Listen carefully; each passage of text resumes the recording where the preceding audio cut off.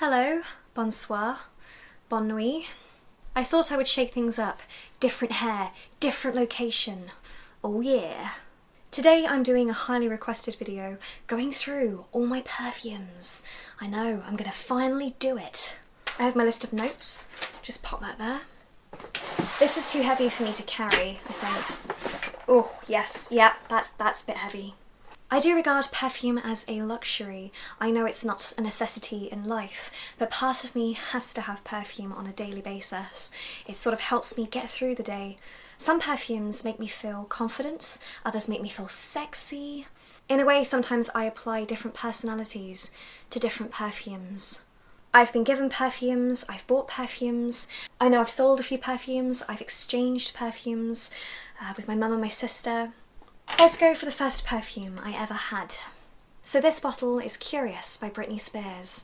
This is my second bottle, but a friend of mine bought me my original for my 16th birthday in 2008.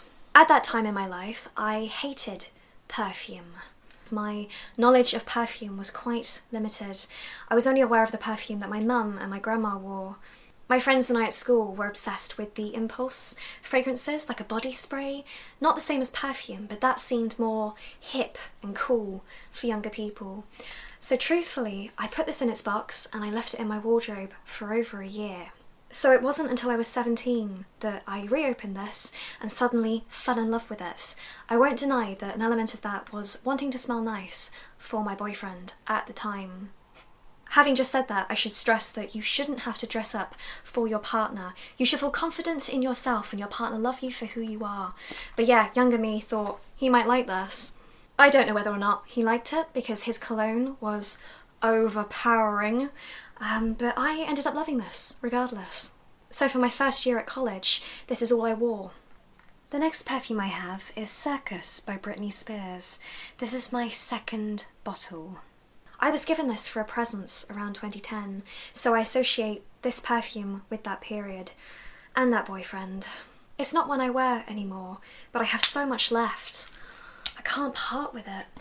The next two perfumes that came into my life I don't have anymore. One because I finished one of them, and the other one because it's shattered because of me. That bottle of perfume did not last long in my possession. I was 18 years old, I was having a big mental breakdown, really mentally unwell, and I knocked it over and it shattered on the floor. And for about a year and a half, my carpet reeked of that. Those perfumes came to me at a negative time in my life, so it's strange how I associate both those perfumes with negative memories. Whenever I smell that fragrance, bad memories. Anyway, going back to perfumes that I actually own. This perfume is from DKNY and it's called Be Delicious, and it was extremely popular when I was in secondary school. I remember seeing adverts all over the place for it. Some of the girls smelled of this. It is a fresh perfume. It's quite light. This smells like luxurious apples with a shot of tequila. It reminds me so much of Glamour magazine because the magazines used to smell of this because of all the testers inside. Next perfume, Fantasy by Britney Spears. When I was an early teen, this perfume was all the rage. Everyone had it. I just like the bottle. Yes, the colour. It's nice to hold, it looks pretty. I love all the fake diamonds around the edge. And as for the fragrance, it is so good, but so sweet. According to the internet, it has cupcake accord, white chocolate orchid, jasmine petals, but for me it just smells like sweets. And I also have a roll-on of this. I bought this last year in Target in America. In this country they don't sell roll-ons, and I love roll-ons. And yeah, they smell exactly the same. Sometimes roll-ons aren't as strong, but no, that's perfect. Let's just pop that over there. We're not ready for that, not yet. Now we're going to move on to Lush. So my very first Lush perfume was Rose Jam. I bought this on eBay. And it does smell of rose jam. It's extremely strong and long wearing, but it's more lemony, more citrus, which is annoying. So that's Rose Jam. We have Lust. Oh goodness. Jasmine, Ylang Ylang. I have gone through several bottles of this. I bought this for the first time in 2015 when I was working at Lush, and one of the main reasons I wore this so much is because it was so strong that I could smell it over the aromas of the Lush store when I was working. And this is one of those perfumes that literally made me feel like a sex goddess. That sounds peculiar, but yeah, it used to make me feel empowered and sexy. When I was at Lush, I had a relationship with somebody that I met on the shop floor. I've never told you this before. And unfortunately, I now associate this perfume with that time, with that period, and with that man. And that relationship did not end well. I thought we were in a relationship together, and he was in multiple relationships with lots of people simultaneously. That year I learnt a lot of lessons. In addition to consent, always check that your partner and you are on the same page. Very upsetting. Anyway, I just connect that with that experience. But it's such a good perfume. Oh.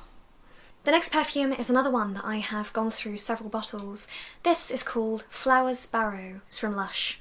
And basically, I know it has loads of ingredients, but for me it just smells like blackcurrant. Rose Absolute, Roman Chamomile Oil. I had a bottle of Twilight perfume like this. I gave it away this year. I have so much lavender stuff over there that I just wasn't wearing it, so gave it away. And then we have the American Cream perfume. I went through a phase of loving this, whereas now it literally just reminds me of the conditioner. I may pass this on at some point. Maybe. And that's all my liquid Lush perfume. We move on... Whoa, don't fall off the chair. We move on to the solids. Now I'm going to race through these. We have Lust as a solid. Now this was a terrible perfume to have as a solid because of the colour. The amount of times I put this on thinking it was lip balm. That's probably the best solid perfume I've ever had though. I must admit, when I stopped working at Lush, I stopped wearing their perfumes for a while because in a strange way the perfumes sort of remind me of work. So for example, we have Sikkum Girls. I hate this. I did like this until I worked at Lush, and for the first couple of months I was there, the basement, it had different sections that smelt of the different perfumes. This slowly became a perfume that I hated. It reminded me of the stress of working in the basement. I don't even know what's in that anymore. I've forgotten. We have Karma.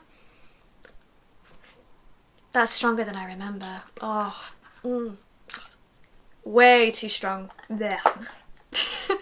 Sorry about all my phases. We have Kerbside Violet. This smells like sweets, lavender sweets. And sherbet. It's something you would eat as opposed to wear. We have Sun. That one's not too bad. Again, it does remind me of the basement. When I say basement, I mean the basement at Oxford Street, not just any old basement. I would still wear that. It's like lollipops and sunshine. It's got a lollipop made of sunshine on the front. We have Imogen Rose. Now this perfume was the first one I ever bought in a Lush store, so I do associate it with those first couple of months when I was discovering it for the first time. It does smell of roses, but it also smells of baby powder, and once someone told me that, that's all I can envision when I smell it. Baby powder. Talcum powder, that's what I'm thinking of. Then we get on to perfumes from the kitchen. We have Rose Jam. That is good. That is better than the liquid. We have Lord of Misrule. It smells exactly like the bath bomb. Exactly. We have American Cream. Smells the same as the liquid and the conditioner. We have Twilight. Oh. See, it does smell of lavender, but it's got an extra kick, an extra boost of sugar. Sometimes that's a bit too strong for me. And last of all, we have I'm Home. Now, one of you actually sent this to me in the last 6 months. It reminds me of cooking in a way. When you first come home, you can smell someone baking. It is a good fragrance, but it does smell different on my skin than it does in the tub. I kind of like opening it and just smelling it like that. And that's it. That's all of my Lush perfume. I know there's a lot. That's a room spray from Tesco. Smells of lavender and washing. Linen.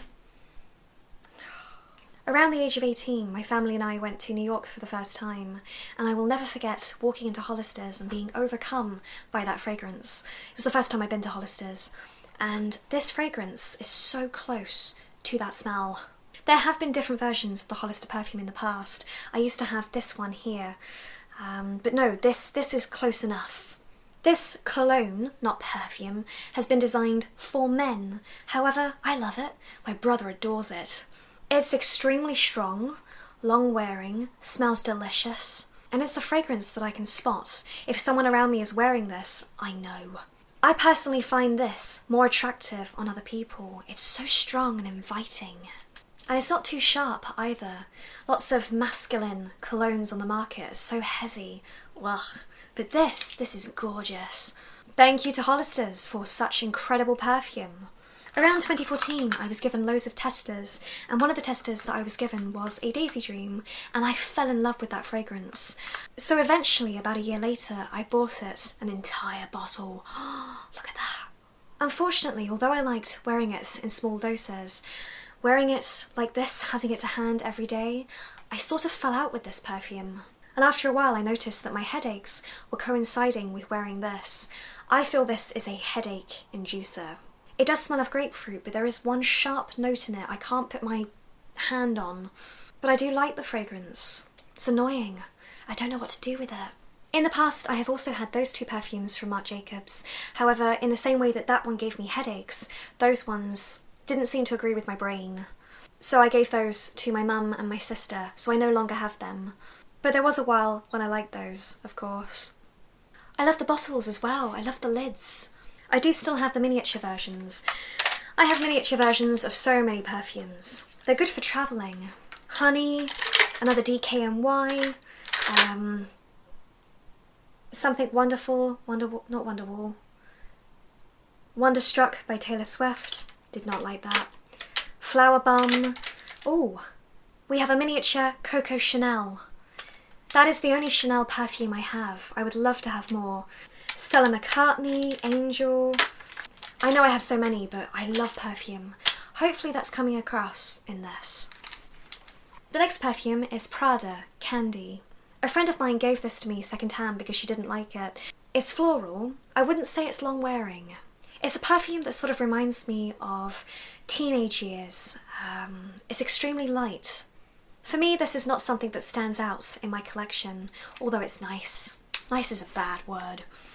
I was given this perfume earlier on this year, and it has my name engraved here. But I'm not sure what it's called, but it's so strong. It's fruity, it's dark, it's quite a sexy perfume. In a way, this perfume sort of reminds me of Christmas. Oh, I think it's called Classique. I think. The next perfume I've had for about a week or so. I was given this for my birthday, and it's called Olympia by Paco Rabanne. Now this perfume is divine. It is so dark, it is so sexy. I am so glad this perfume is in my life, I really am. In the last year or so, I've noticed that there's a fragrance I've been drawn to called Amber. This is full-on amber. I think I'm losing my voice with all this perfume. This next perfume was actually given to my mum, and my mum didn't like it, so I swapped some of my Marc Jacobs perfume for this. This is Live Irresistible by Givenchy. Hopefully I've said that right. I love this bottle, and the colour, especially when you hold it up to the light. Rose, pineapple, grapefruit. It is a heavy fragrance, it does linger. I'm not always in the mood for this, though. But when I am, it's perfect. And I also spray this on my hair as well. Spray it in the air and stand under the mist. The next two perfumes are from Marc Jacobs. So we have Dot, Berries, Honeysuckle. It makes me think of springtime, whether or not it's because it's inspired by ladybirds, I don't know. And this is Honey, very similar bottles. Honey is a light fragrance, again honeysuckle but in a different way to this. Mandarin, citrus, I think orange blossom is also in this. These are actually the 30ml bottles. The bigger bottles are so much more artistic. They're more like art sculptures. However, I prefer the 30ml versions because I can actually hold them. With the bigger bottles, you run the risk of breaking the decoration on the bottles because they're so big. I adore these perfumes and I could wear them every day, but one thing I don't like about them is the staying power. They wear off quite fast. The small versions of these perfumes are also exactly the same, and the lids are easily knocked off, so you have to be careful if you're travelling with those. I wish they sold the rollerballs of these in this country. When it comes to perfumes, there is one other thing that I find changes my perception on the perfume itself, and it's the bottle and the colour of the bottle that the perfume's in. If the perfume is blue, I associate it with certain moods and clothes. I can't wear an orange perfume with blue clothing. which sounds strange. When I'm wearing green, I sometimes find it difficult to wear this, because in my mind, red contrasts with green. I do strongly associate perfumes with colours, and I wish I didn't. We have roll-on perfumes from Clean. I have Cool Cotton, Warm Cotton, Air, and Skin. And Skin is my favourite. This smells different on every single person. We have some more Lust. We have a Rose Garden perfume from Tisserand. It's a roll-on. And then we have loads of roll-ons from Tisserand. Insert shot. This perfume is a variation of Flower Bomb by Viktor and Rolf. A salesperson sprayed this on me in duty-free when I was off to America about a year, maybe 2 years ago. So for me, whenever I spray this, it makes me think of that flight to America. It is long-wearing and quite heavy as well, but not as heavy as my next perfume. This is the official Flower Bomb by Viktor and Rolf. This perfume has to be the heaviest perfume I own. Sometimes it's too strong. It is floral, has hints of bergamot. So luxurious. It's almost like a rich pudding. Too rich. I wouldn't wear this during the day. This is more for special occasions and outings. I wear this when I want to feel attractive, or go all out and turn some heads. I don't know. And the very, very, very last perfume I have is Bonbon by Viktor and Rolf. This is my favourite perfume of all time. I've had this for about a year and I'm halfway through, which is not bad considering how much I wear this. There's orange blossom, amber, sandalwood. It's sort of musky in a way. And it also is long wearing, but not as heavy as Flower Bomb. I love the bottle, I love the way I hold it when I spray it, I love the way it makes me feel. I just love it as art, let alone a perfume. It just so happens that the freebies that Viktor and Rolf send out when you buy so many of their perfumes also happen to be Bonbon, so I have a baby one. This is my travel one. I cannot express my love for that perfume. I have to be honest, I don't usually go for perfumes because of their ingredients. In the sense, I don't look for perfumes that have sandalwood or amber. I just go for perfumes that I like the smell of. So it was only today when I was formulating my notes about all the different ingredients in these perfumes, I noticed that amber is an ingredient in several of these perfumes. So again, I seem to be drawn towards amber. So that's all of my perfumes, I think. I appreciate this video has been exceptionally long, but hopefully it's answered all of your questions. I've said this several times in this video, but yes, I adore perfume. And I know I have far too much perfume. Because I've sprayed so much, my room now smells like duty-free. Oh, it's so strong. I'm going to church in about an hour, and I think this is a bit too strong, so I might have to go and have a shower and wash it all off. I am not looking to purchase any perfume anytime soon, but if you have any perfume recommendations, then please leave them downstairs below. Actually, if you have any sort of comment, please leave it downstairs below. And now I will leave you with my end card. Here's a playlist of all my Vidmas videos so far and my Patreon link and subscribe button. Please subscribe. And yeah, I will see you tomorrow.